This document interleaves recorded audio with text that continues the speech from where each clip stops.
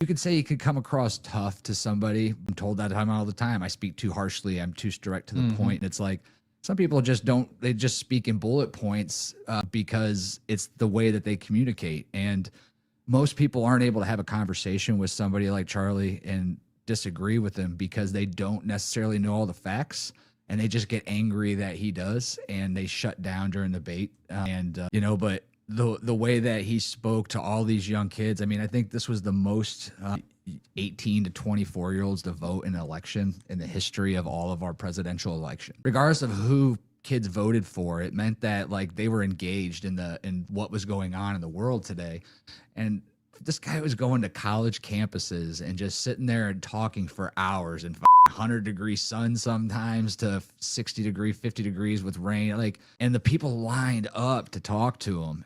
And it wasn't necessarily because they wanted that second to debate him and maybe get popular, but it was also because, I mean, just look at the fact that it's so hard to get people off their phones for 5 seconds to have a conversation. Yet when you go to those, like, people are just engaging. They're watching. They're listening. They're talking. They're probably going home afterwards to their dorms or whatever, and they're talking even more about what they heard. And what he did and what he stood for was amazing. He cared about his family. I mean, ultimately, we talk about him as somebody who's political, but he was a father. He was a husband. He was an innocent person. And no means has he ever called for violence. In no way has he ever conducted violence towards another person. We witnessed a man who, because he had an opinion different than others or because he was on a different side than others, somebody thought that they should end his life and take him away from his kids and his wife. And, you know, the conversation my wife had and I had about it is that's on the internet forever. Those little girls are so young right now. They can have their phone, no phone in front of them, no TV in front of them. They won't know. But eventually those kids are going to be 10, 12, 15, 18 years old. And with the amount of hate that's in this world right now, my wife is like, could you imagine those little girls go to school in like 4th or 5th grade if somebody that hated their dad or a kid that's parents hated their dad comes up to him and is like, your daddy got shot. Like, I'm glad. Just to imagine what those kids are gonna have to grow up and like your dad deserved it. Type. It's just awful. Yeah. And they'll never understand why. It's not like they're going to look at their dad and be like, he was a soldier in a war. He was, a violent criminal. They're going to look at it as like, I don't understand. My dad loved Jesus. He loved his family. He loved talking to people. He was generally kind. And somebody decided to end his life, which is awful. Now, as far as his beliefs, like I said, I'm not a diehard Christian. I'm not a God-fearing man, but that's where we kind of, none of his arguments that were based off of Christianity or God was going to be something that I followed through. It was more so like a lot of the stuff that I followed through with was just because I believe that it's good morally, like all the things we just talked about. He'll be reminded as a conservative. He believed in capitalism. He believed in, smaller regulations and smaller government. He was a big opposition to COVID-19 and a lot of the things that came across back then. And it wasn't because he didn't want people safe. It was because he's like, be careful who you give all this power to, because once they have it, they're never going to let it go.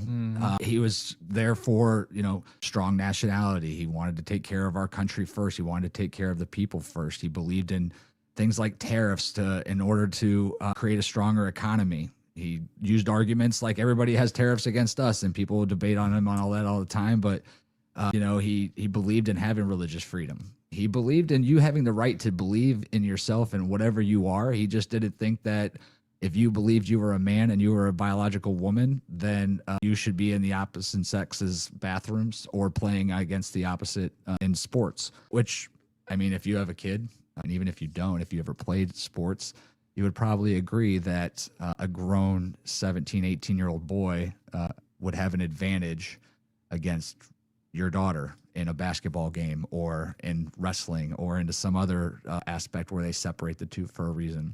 Yeah, he was pro-life. It's funny. I used to be pro-choice. I've become very strong pro-life. I think it's because as you get older, you start to look at children as like this precious thing, and it's unfortunate that they're taken from us in such a sad way.